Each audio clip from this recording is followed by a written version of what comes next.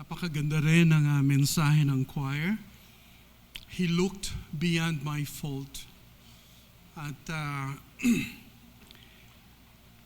lahat ay pwede po nating i-connect sa itong season na ito. At sa pagpapasimula po ng ating pag-aaral ay starting today, we'll be looking at least 6 na messages at gusto ko pong ipakita muna sa inyo if it's ready now bago po tayo dumako dito sa topic na pagpapahayag or annunciation. At mamaya po i-explain po natin na maigi yan. So, Lord willing,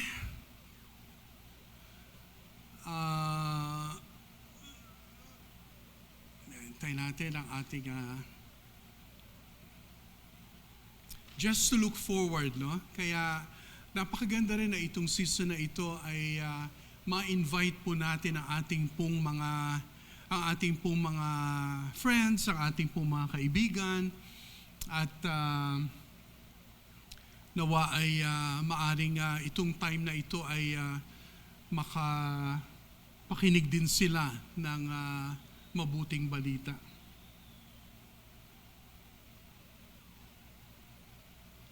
Ayan. So I hope so for today, yan po ang ating ang theme po natin sa Paskong ito ay Awakening to the Wonder of God with Us. Yan po ang ating focus, so Awakening to the Wonder of God with Us. Ngayong 23 po, ngayong araw na ito, I'll be working on Annunciation, pagpapahayag. And then sa 30, Deacon Manny will work on the light. And then sa December 7, ang ating elder, and this will be the first Sunday of December, at ito po ay gaganapin natin sa hapon. At dyan po ay magkakaroon din po tayo ng ating choir or Christmas selection, okay? Not necessarily cantata, but musical selection from our choir. So Elder will talk about Alpha and Omega. And then Deacon Al will talk about peace on the 14th, kapayapaan. And then sa 21 ay ating white gift service. And I'll be working on the room. Parang sa Tagalog ay silid. At 21 po ang ating white gift. And then, sa katapusan ng December, Elder will be working on fear. O yung takot, no? So, yan po ang tinitingnan natin. And, thank you, Marvin. At sa pagpapaumpisa po ng ating pag-aaral, ito pong season na ito ay, it's really good na magkaroon po tayo ng kaisipan kung ano po ang konteksto, kung ano po ang nangyayari, no? At masasabi po natin, sa aking panimula, nais pong magbigay ng ilang mga bagay about the Gospel of Luke. Ang aklat o ang Gospel ng Luke o aklat ng Luke or the Gospel according to Luke ay talagang very unique, no? For the intro, nais ko pong bigyan ng ilang mga bagay ang patungkol sa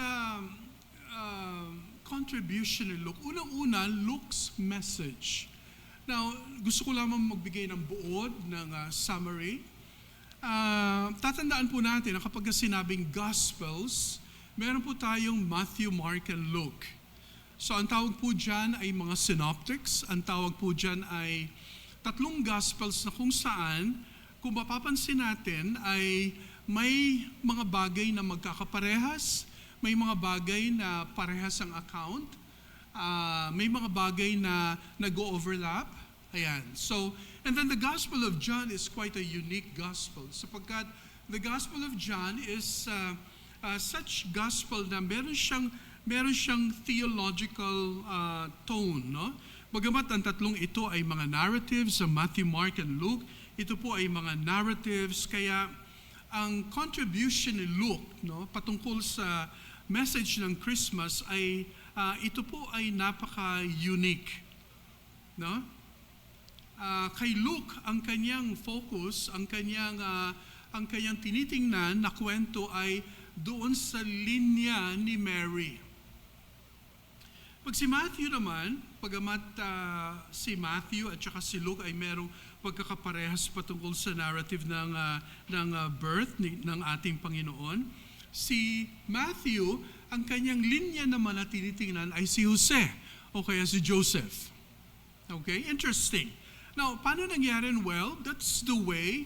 Ito pong mga biographers na ito pong mga tao na kung saan ay nakita nila kung ano ang kwento narinig nila at binigyan po nila ito ng pansin. And then also theology, this is something that is so deep. Alam niyo po, mga Bible scholars ay aminado na ang Gospel of Luke ay talagang napakahirap na aklat. Okay? Ang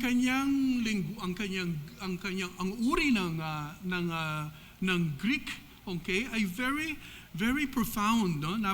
Napakalalim. Bagamat dito sa Luke ay ang theology niya, ang focus ay when you think about a particular title, isang titulo ng ating Panginoong Jesus, it's about the Son of Man, Barna siya. It's about the Son of Man. Ibig sabihin, ang title na yan, anak ng tao, okay, importante, Son of Man, at ang Son of Man at saka ang Son of God, ay halos sila po ay magkaparehas. But the Gospel of Luke ay meron pong emphasis, meron pong focus dito sa Son of Man. Okay, ito po yung mga pahapyaw po lamang na ilang mga bagay na tatandaan po natin. And then also, Luke's version of the Gospel is interesting. Sapagkat dito makita po natin yung focus niya ay the only way patungo sa di ba merong humiliation, di ba merong birth, merong incarnation, humiliation, ang kanyang pagpapakababa, and then merong tinatawag na ascension. So itong bagay na ito ay mahalaga sapagkat para kay Luke, ang exaltation na naghihintay para sa Panginoong Jesus, walang ibang daan kundi ang daan ng krus o ang tinatawag na Via Dolorosa, the way of suffering. Dito makita po natin just ilang mga bagay na pwede tayo maging curious, no? Ang kalaban, si Satan, ay very prominent dito sa Gospel of Luke na ang kanyang gusto, lalo na Luke chapter 4 ay temptation ni Jesus Christ. Ang purpose ng kalaban ay, parang katulad din sa Matthew, na ang exaltation ay dadaan sa shortcut. Ibig sabihin, naalala yung tukso, oh Christ, tumalon ka.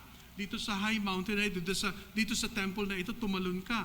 At ang angels mo ang bahalang talagang sasagip sa iyo o kaya sasalo sa iyo. Pero hindi nagsakam ang ating Panginoong Jesus sapagkat ang alam niya, ang exaltation, the very idea of exaltation is only through the cross. It was a very sneaky and tricky proposal ng kalaban. So kung makita natin, ang Luke ay merong napakagandang contribution dito po sa konteksto ng birth ng ating Panginoon. So ang focus po natin ay sa verses 28 and 29. Pero yung verses 1 and 4, if I may direct your attention muna, ang verse 1 to 4 ay isang long sentence. Ito po ay isang mahabang pangungusap, no, sa original na pagkasulat. Tingnan po natin saglit. Luke chapter 1, verse 1 through 4. One long sentence.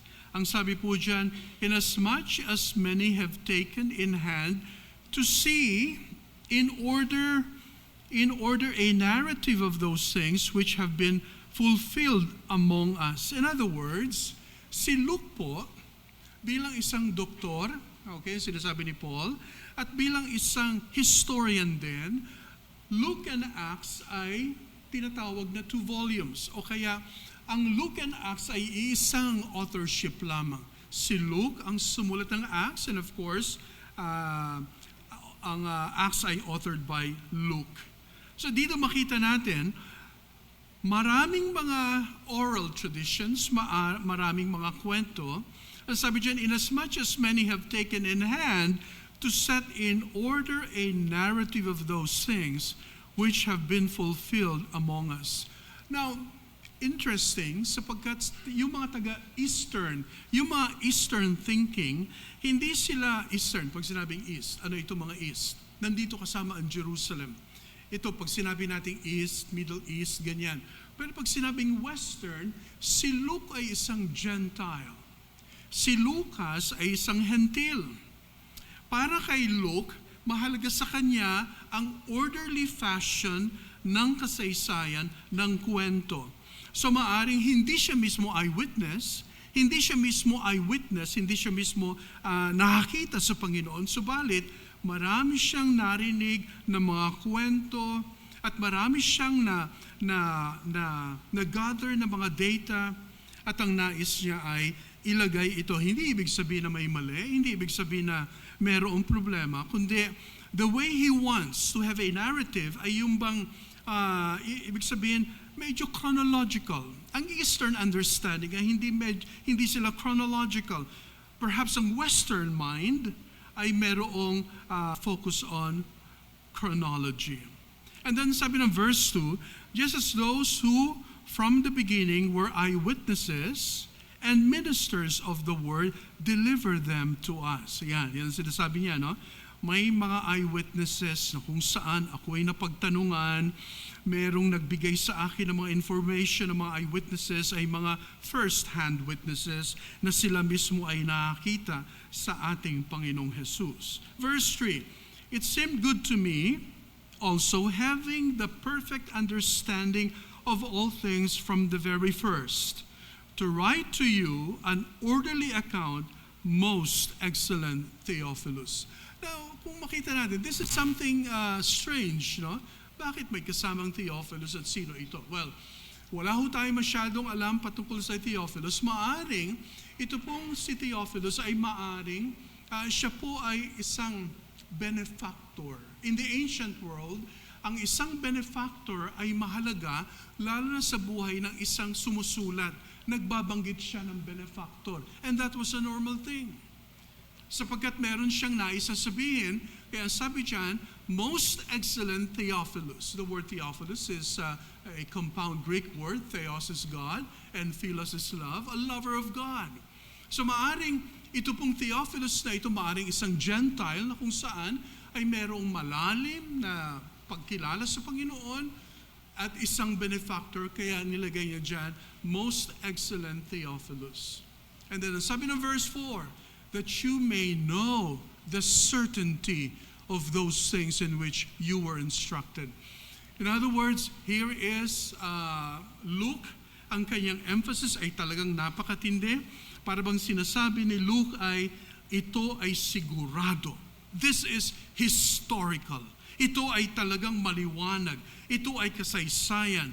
Kaya alam nyo, napaka-importante ng Gospel of Luke sa early Christianity, no? Kaya kinukonsider natin ang ating Biblia o ang mga books sa Bible ay mga documents. Ito yung mga documents, mga early documents patungkol sa Christianity. Aside from the New Testament, ay wala nang higit pang documents o kaya resources na pwede po nating tingnan, primary sources. Di ba't meron tayong primary sources, meron tayong secondary sources, and here, we have the primary sources patungkol sa New Testament times. Now, here comes then yung focus natin. Jump tayo, hindi ko na makukuha pang talakay ng lahat, but then, here is then the Annunciation. Di ba? Familiar tayo sa calendars po ng ibang tradition, ng mga Catholics, ng mga Anglicans, ng mga Episcopalians, Methodists, and so on. Meron silang tinatawag na Annunciation. Ang ibig pong sabihin ay pagpapahayag. Pagpapahayag ng ano? Ng anghel na si Gabriel. Ang pagpapahayag niya ng kapanganakan ng ating Panginoong Jesus. Tingnan po natin muli ang salita ng Diyos. Now in the 6th month, the angel Gabriel was sent by God to a city of Galilee named Nazareth. Now, dito pa lamang ay makita po natin something is so unique with Luke. Well, alam po natin, nung panahon ng New Testament times, alam niyo kung meron po sigurong significant, okay, patungkol sa lugar na Nazareth, ay ang katotohanan na ito po ay walang significance. Walang significance po ang Nazareth, no? Pero alam niyo, matindi rin. Sapagkat, sabi nga, di ba? Sabi nga na isang kasabihan, sino mag-aakala, no, na merong manggagaling? I think that's a very important passage, no? Sino mag-expect na merong manggagaling, merong mabuting manggagaling sa Nazareth? Naalala ko nung ako'y nasa Nazareth, no, Elder, if you remember, and Tilili at Tinora, ang Nazareth ay hindi naman ganong kagandang lugar talaga. Pero alam nyo, ang salitang Nazareth ay yun yung nakalagay doon sa cross ng ating Panginoon, Jesus of Nazareth. Okay? Kaya kumbaga parang isang walang masyadong beauty o kaya walang masyadong significance ang lugar na Nazareth, subalit ay nakapagbigay ito ng malaking impact sa ating Panginoon, no? And dito makita natin ang katotohanan na talagang napaka-humble ng ating Panginoong Jesus. Hindi lamang dyan sa Nazareth and then within the area of Galilee hanggang doon sa Bethlehem in the land of Judea, at makita natin na talagang napaka-simple at payak ng ating Panginoon. So here we find, if you look at once again verse 26, ayan, ang sabi dyan, to a virgin betrothed, okay? Betrothed to a man whose name was Joseph of the house of David, the virgin's name was Mary. Now, ang betrothal po, ito po ang tinatawag natin sa English na engagement. Engaged si Mary at saka si Joseph. Now, interesting, sapagkat ang pagiging engaged in the ancient world ay parang halos sila po ay mag-asawa na rin, kaya lang with the exception of walang tinatawag na intimate relationship, walang tinatawag na sexual union, walang tinatawag na pagsasama pa, no? Dito makita natin ay napakahalaga sapagkat this is an echo coming from the book of Isaiah. Okay? For a virgin shall conceive and bear a son. Ayan. So dito makita natin whose name was Joseph, sila ay engaged.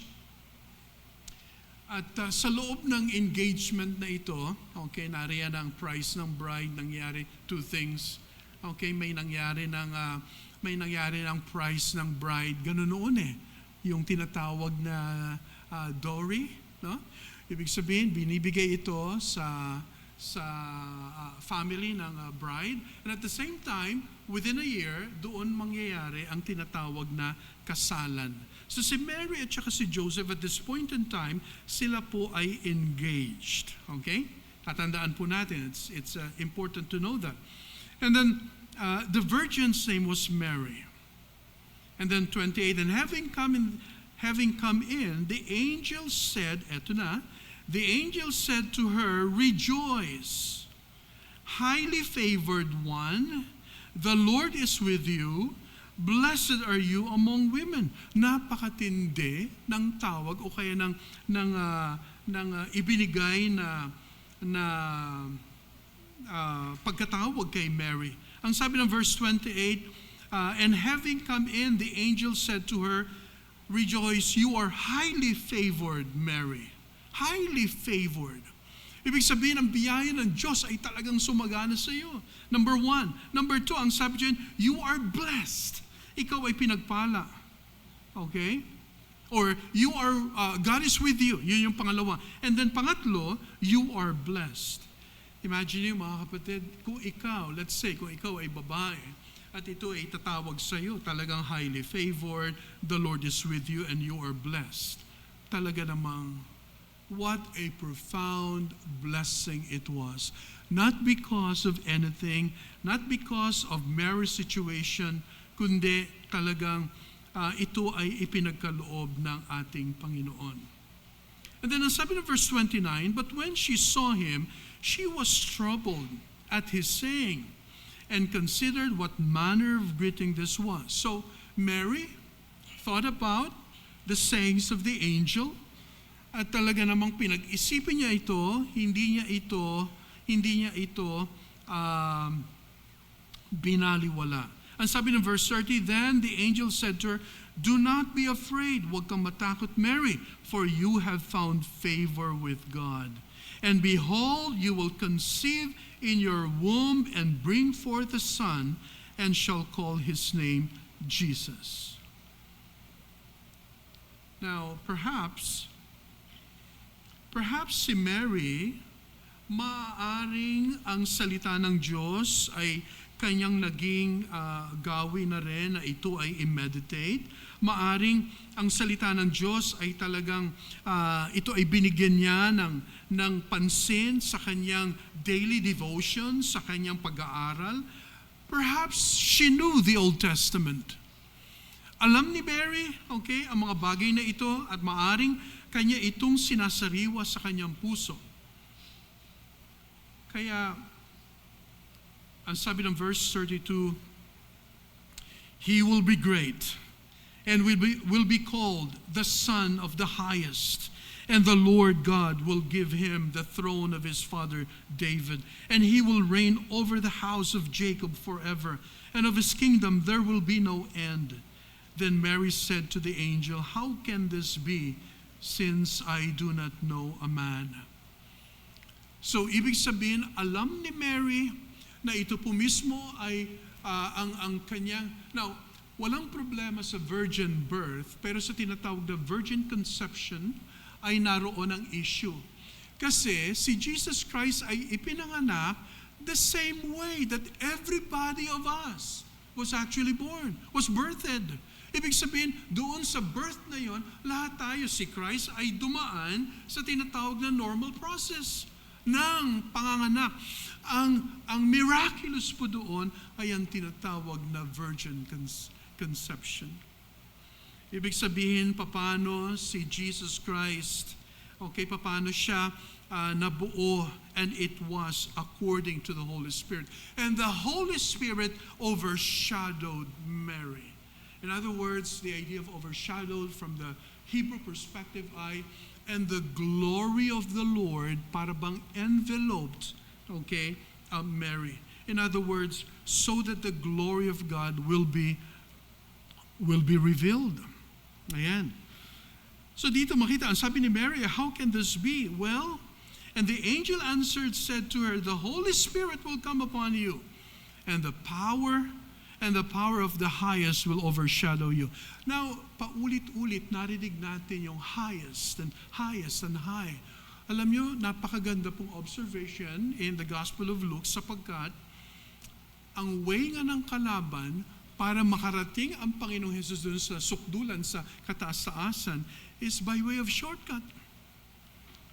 Pero ang nais ng Ama, ang nais niya sa ating Panginoon, ay talagang magkaroon siya ng buhay, both active and passive obedience, hanggang doon sa krus. It was by way of suffering.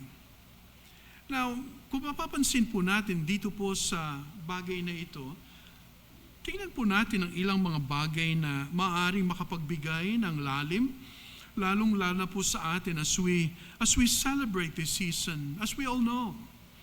Okay? Many times, or even in the past, how we celebrate, okay, Christmas, just seem meaningless in the face of real life. No, parang napakalayo doon sa panahong yun, sapagkat ngayon,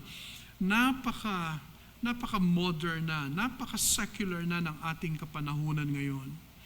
But when you think about the first Christmas, think about this. Now, makaka-relate siguro dito si MC. Christmas is a story about pregnancy. It is a story about family.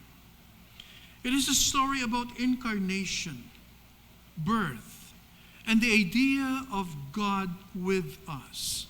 Meaning, God, merong tinatawag sa theology, God is transcendent. God is far, the farness of God, because siya po ay creator at tayo po ay creature. So, the transcendence of God, yan, napaka-layo ng Diyos. Siya yung manlilikha at ay nilikha. And yet at the same time, merong tinatawag na God's immanence, that God is so close to us. The nearness, the farness, and the nearness, immanence ay napaka-importante. And it was through and via the incarnation of the Lord Jesus Christ. Naalala ko nung nakalipas na 2 Sundays na Jello, ilang Sundays ba na wala kayo, yung pala, yung attend si Jello at saka si MC ng birthing process, right? Called Lamaze. Yan. Oh, alam niyo ba na I was a birthing partner. Kasi noon, malakas ang loob ni Hannah, may kaibigan kaming missionaries dito sa Maytaytay, Blooming Hills, Paanakan, magagaling ang mga missionaries. So ang kanilang method ay Lamaze. So nagulat ako dahil hinatid ko siya doon. Sabi, anong ginagawa niya? Nag-aaral kami. Aba? Nag-aaral kung paano manganak. Kaya lang, sabi ni Hannah, huwag ka. Kasi kung manganganak ako, kailangan nasa likod kita. Kinabahan ako. Sabi ko, tama ba, Jello? Na ako, eto na. Ayun na, dumating na. Matapang si Hannah, no? Nung andun kami, it was evening. Siya nagdikita, okay, let's go. Sabi niya, punta na tayo doon sa Blooming Hills, doon sa... Pero naglakad-lakad muna kami doon sa hagdanan ng classroom. At nung pumunta na kami doon, naku, habang nagle-labor si Hannah, ay talaga nagre-request pa ng malamig na tubig. Bigyan mo ako ng malamig na tubig. Bakit ka iinom? Sabi niya, gusto ko eh. No? Gusto niyang talagang mapreskuhan. At eto na, no? Ayan. Minaya, ikaw yun. Oo. Sunog ba si M? Talaga namang nakita ko yung likod ni M. Sabi ko, yes, it's a boy. Kasi parang sabi ko, sabi ni, sino ba yun? Si Jerry Gunderson. Pastor, it's a girl. Gumanon ako. Naku, pinahawak sa akin at talaga namang, ayun, sa totoo lang, nung pinahawak sa akin, Jello, ako'y kabang-kabang kasi baka madulas. Baka malaglag ko or talaga kinakabahan ako hanggang sa, okay, sige, paliguan mo. Jello, papaliguan. Ako, sabi ko, kayo na lang, di ba? Hihimatin ako. Well, think about this. Christmas is a story about pregnancy. Now think about it of the impending joy. Think about that, ang sinasabi ng Genesis. Cursed. Ang sabi doon, ang sumpa sa woman ay, woman, you will be in travail. You will experience birth pangs. Talagang mararanasan mo ang tindi ng hirap. And yet, because of God's redemption in Christ, yang panganak na yan will be a kind of impending joy. Tama ba, MC? I know, for sure. So, kailangan ipag-pray natin si MC, kailangan ipag-pray natin that the Lord will enable her. Medyo mabigat. Naalala ko noon, si Sister Elena. Abay, nirefer namin din kasi siyempre talagang ministry. Talaga namang, well, that was way back 1995. Alam nyo, sa totoo lang, ang binigay ko namin ata dun sa missionary is like 3,000 pesos. Ang sabi, Elder, ang laki naman ito. Nagulat pa kami. Kasi nga ministry. You need not to give anything. It's a ministry. Kaya lang, you have to be faithful in attending Bible study and so on. Kasi Hannah believer. Ministry nila, lalo na doon sa mga di mananampalataya. Ako kaya, sabi namin kay Elena, Sister Elena, Diconal, Elena, you go there. Kasi talagang ministry yun. Pero alam niyo, ang problema lang, hindi nakayanan ni Elena. So there was this, parang merong ambulansya na nakaredy sa doon. Kapag ka bumigay ang loob mo, kasi lamas, it's a natural birth. Na talaga namang, talaga you will go through pains.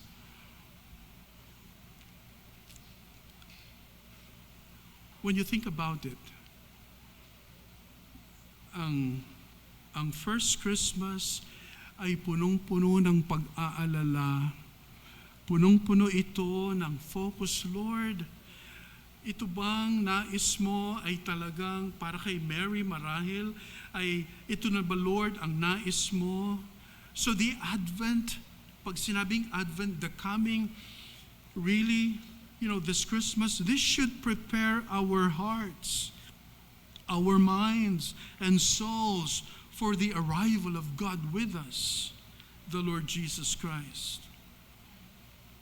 Kaya alam nyo, pagka magsisindi ng candles ang ating mga ladies, no?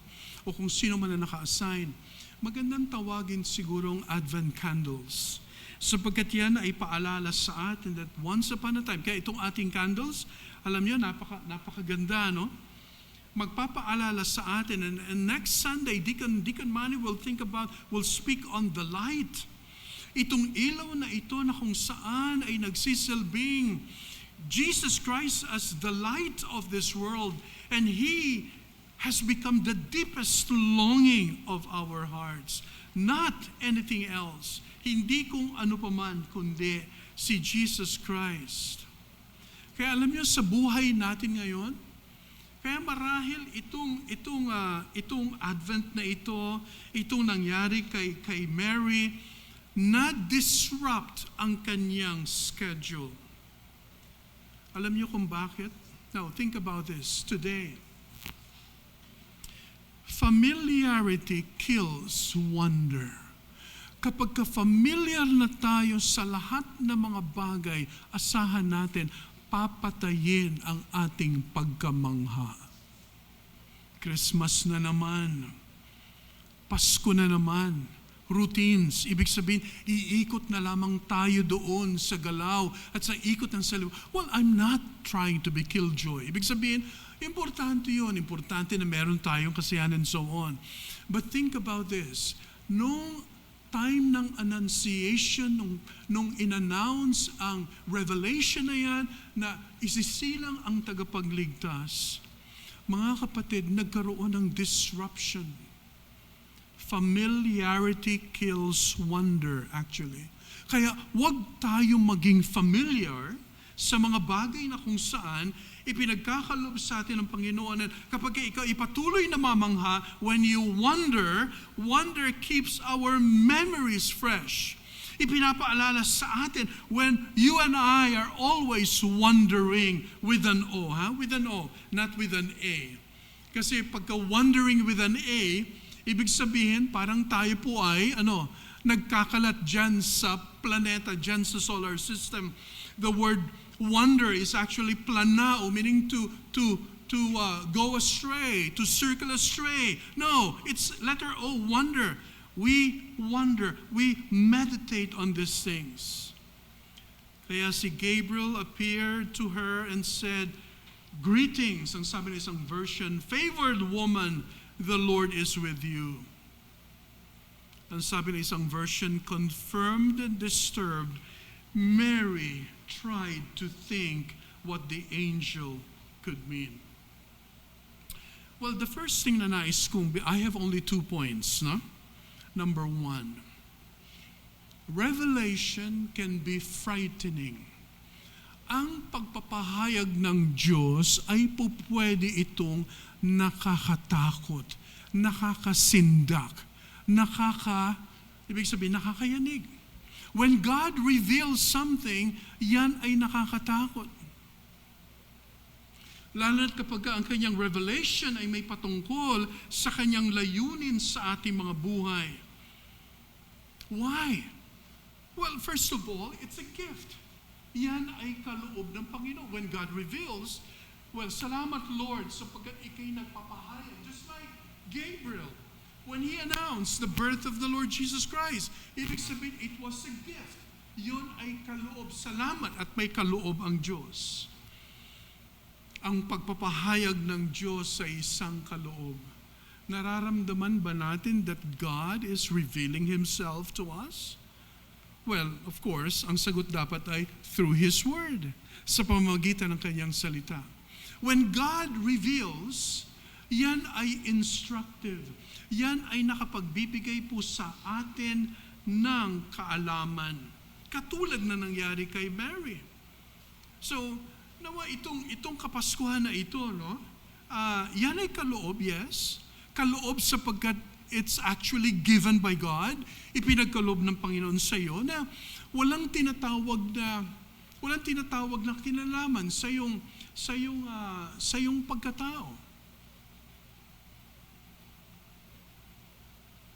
Walang kinalaman sa kung sino ka. Ang sabi ng Panginoon kay Mary, Mary, you are highly favored. Siguro, sabi ni Mary, Lord, ako, you are blessed and God is with you. That kind of revelation ay isang kaloob and at the same time, it is instructive. Mga kapatid, ganyan ba rin ang nangyayari sa atin? Itong Paskong ito, very simple ang nais ng Panginoon. Nawa itong Kapaskuhan na ito ay magkaroon sana nawa ng kaisipan, Lord, this is your gift to me. Itong season na ito ay gift. Bakit? Because you know the answer. Lord, thank you for John 3:16. You sent your Son for me. This is a gift. Ang sabi ng Ephesians, not of works lest any man should boast. It is the gift of God. Yan ay kaloob ng Panginoon.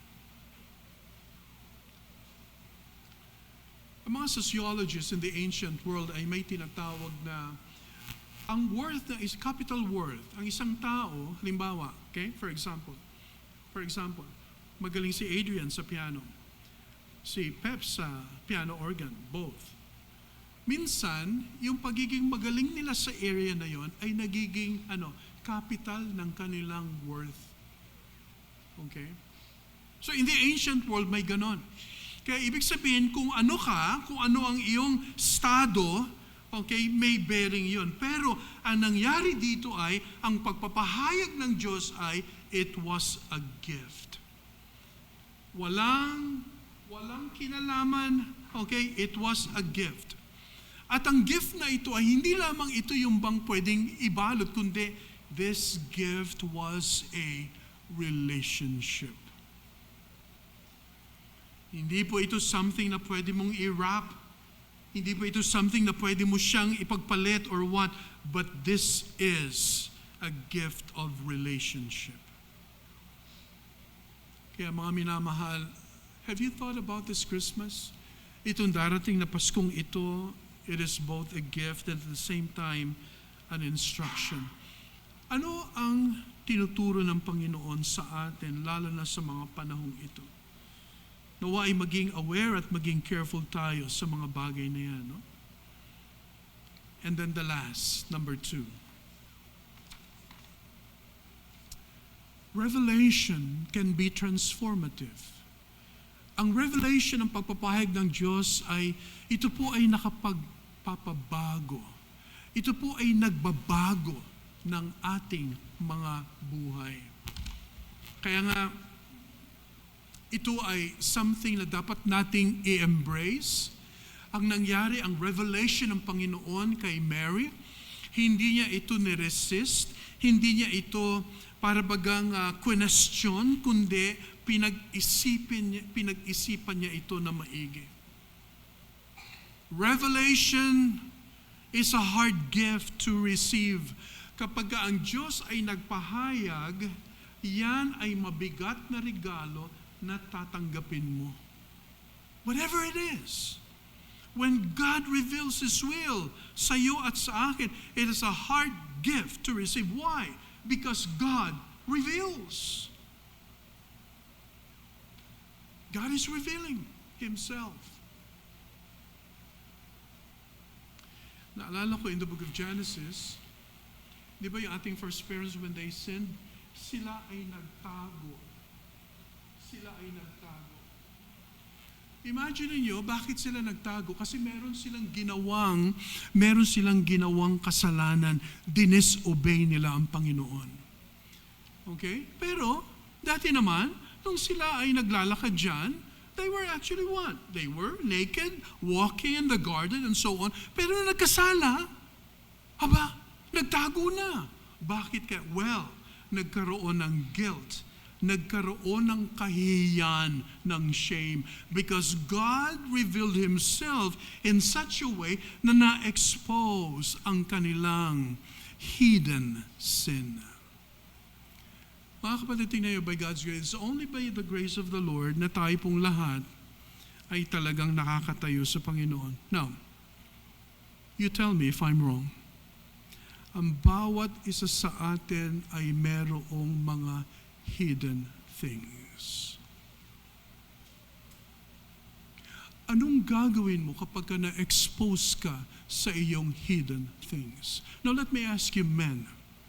Men, tayong mga men. How if nahayag tayo, na-expose ang ating hidden, sabihin natin, ang hidden world natin. Mga kapatid, men, how would you look at your spouses? How would you look at your daughters? How would you look at your mothers? Bigat. There's a hidden aspect in which you alone know. Women, how would you react? Na kapag kayong hidden things sa life mo ay ma-expose, and how would you think of your fathers, brothers?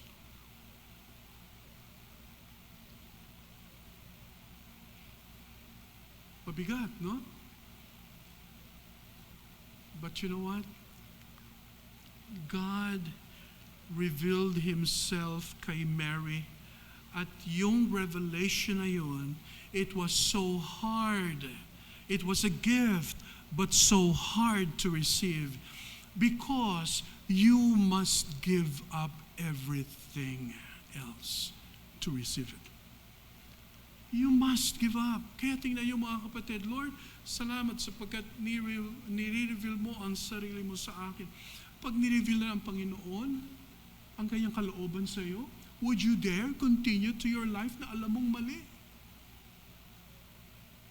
When God reveals Himself, it is a gift and it is a hard gift to receive because you must forsake everything. You must give up everything else to receive it. Do you understand? Nakita ba natin ang lalim na ito? Kaya nga, itong Paskong ito, nakaloob ng Lord, binigay mo ito, and that's the reason why I need to forsake all things, because you have given me the gift of life. Alisin ko ito sa buhay ko. It is like finding a treasure in a field and selling everything you have so you can get the treasure. Naalala yun sa Matthew 14, yung parable na yun. A person who is willing, and Mary was willing to accept the cost of revelation and finds herself in the deepest of stories of redemption. I can resonate with itong darating na women's conference, no? Nung si Mary, inintindi niya, inunawa niya, at ito ay tinanggap niya, itong pagpapahayag, annunciation or revelation ng Panginoon sa kanya, mga kapatid, hanggang sa nakita ni Mary na siya ay nasa loob ng malalim na storya patungkol sa redemption ng Panginoon. Stories that are so mysterious, so divine, and so human that we still tell them today. Sinasabi natin parati ito sa ating Kaya ang kwento, kapag ang kwento ay umugat sa iyong buhay na tinanggap mo, at ang kwento mo ay meron kang winaksi sa buhay dahil sa revelation ng Panginoon, mga kapatid, it is worth noting.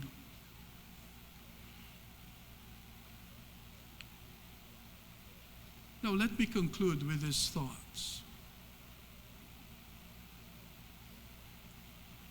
Medyo malalim po ito, pero pag-isipan ho natin na maigi. Who we are is the deeper, okay? Who we are is deeper, I should say. Who we are is deeper than where we find ourselves in this moment. Okay? Now, tingnan niyo po na maigi. Who we are is deeper than where we find ourselves in this moment. Ngayon mismo, ngayong oras na ito, ngayong moment na ito, ay merong pang mas malalim na version ng buhay mo at ng buhay ko. And Jesus illuminates that deeper identity because He came for you and for me. Ang Panginoong Jesus ay naparito upang tayo po ay bigyan ng kaligtasan. Siya po ay nagkatawang tao. Siya po ay naging katulad mo at katulad ko.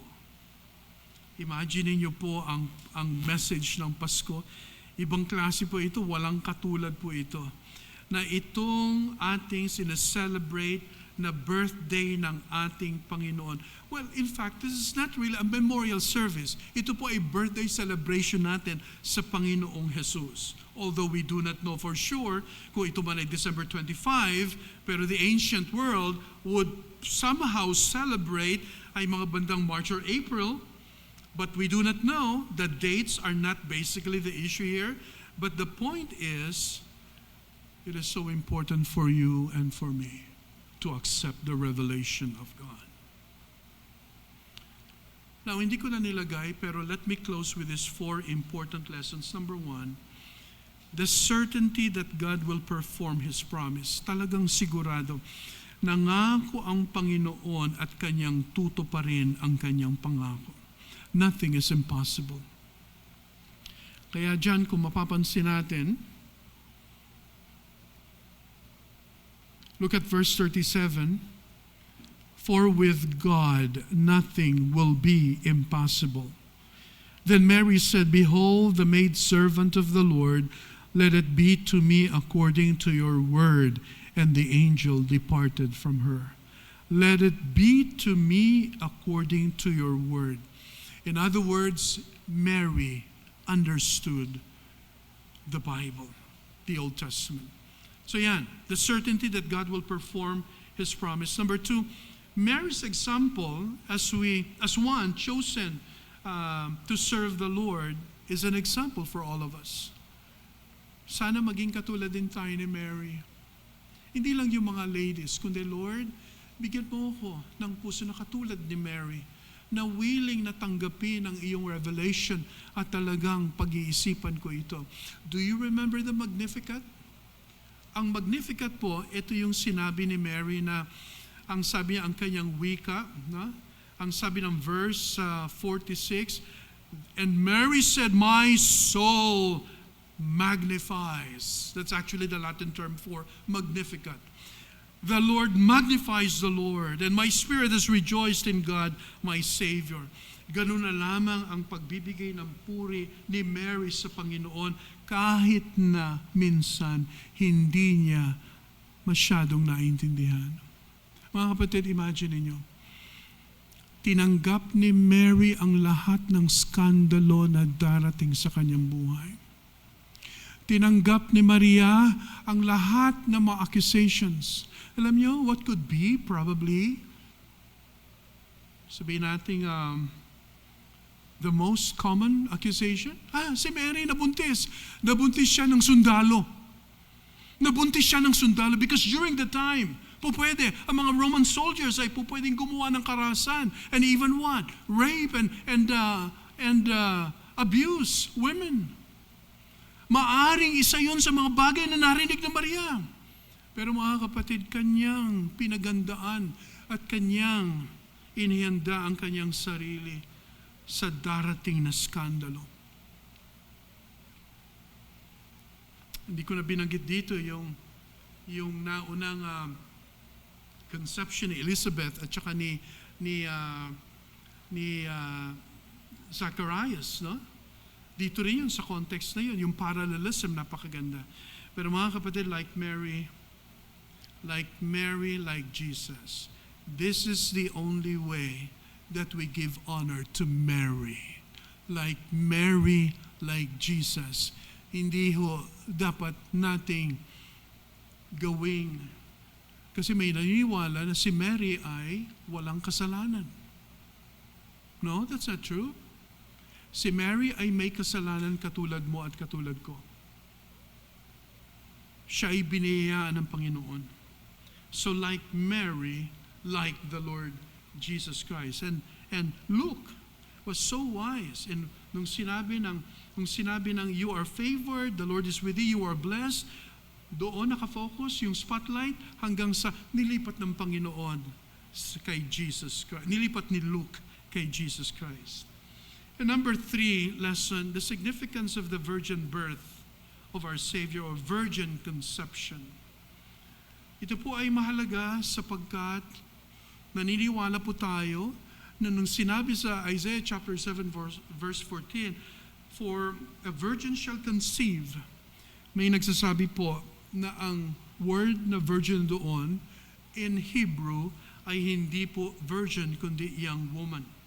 Pero ang sabi po dito, yes, a person who is a lady, wala pong tinatawag na sexual experience, and the Lord used Mary para maging kasangkapan. It was a privilege. It was a blessing. And number 4, ito mga kapatid, kahit sa kwento ng Pasko ay pinapaalalahanan tayo ng Panginoon the importance of sexual faithfulness throughout our lives. This is very important. Kaya po kung mapapansin po natin doon sa konteksto, again, we need to remind ourselves that Joseph and Mary, they were betrothed. They were engaged, but without sexual union.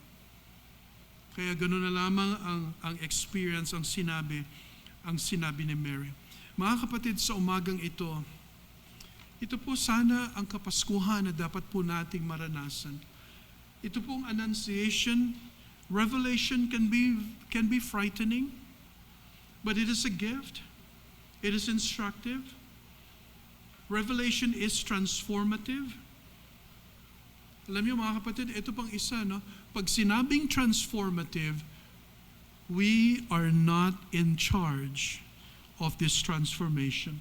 When God reveals Himself to us, it is God by His grace. Tayo ay binabago niya. Siya ang in charge. Siya ang gumagawa sa buhay natin. And then by His grace, we respond. So may this first installment of our series, dito po sa ating awakening the wonder